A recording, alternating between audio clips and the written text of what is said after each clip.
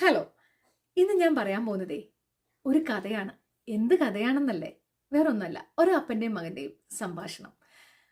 ഒരു അപ്പനും മകനും ഒരുമിച്ച് കളിച്ചോണ്ടിരിക്കുകയായിരുന്നു. ആ കളിച്ചോണ്ടിരിക്കുന്ന സമയത്ത് കുറച്ച് ഉറുമ്പുകൾ ഇങ്ങനെ നിരനിരയായിട്ട് പോകുന്നത് കാണുകയാണ്. അപ്പൊ ഈ കൊച്ച് കുറേ സമയം ആ ഉറുമ്പുകളെ നോക്കി നിൽക്കുകയാണ്.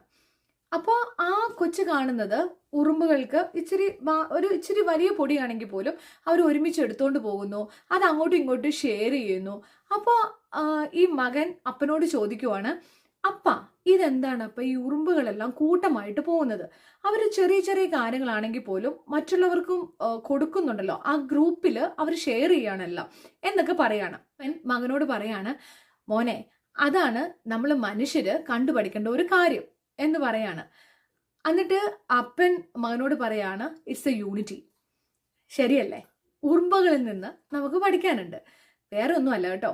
ഒരു ബിസിനസ് നടത്തുന്ന ഒരാളായിക്കോട്ടെ, ഒരു കുടുംബം റൺ ചെയ്യുന്ന ഒരാളായിക്കോട്ടെ, അല്ലെങ്കിൽ ഏതെങ്കിലുമൊക്കെ ഒരു സ്ഥാപനത്തിന്റെ അധികാരിയായിട്ട് ഇരിക്കുന്ന ഒരാളായിക്കോട്ടെ, എന്തുമായിക്കോട്ടെ, നിങ്ങൾ ഓർത്തിരിക്കേണ്ട ഒരേ ഒരു കാര്യം ഇത് മാത്രമാണ്.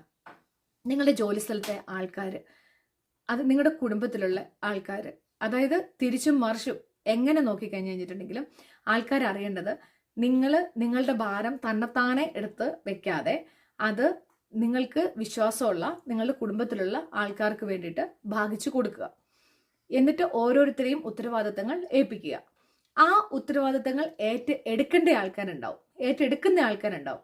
അതായത് നിങ്ങൾ ചെയ്യുന്ന ഒരു ഏറ്റവും ചെറിയൊരു ഉത്തരവാദിത്വം ആണെങ്കിൽ പോലും അത് നിങ്ങൾ ചെയ്യുന്ന ഏറ്റവും വലിയ കാര്യമായിട്ട് തന്നെ മനസ്സിൽ കുറിച്ചിടണം. കാരണം എന്നാണെന്നറിയാവോ? ആ നിങ്ങൾ ചെയ്യുന്ന ചെറിയ കാര്യമായിരിക്കും പിൽക്കാലത്ത് വലിയ കാര്യമായിട്ട് മാറുന്നത്.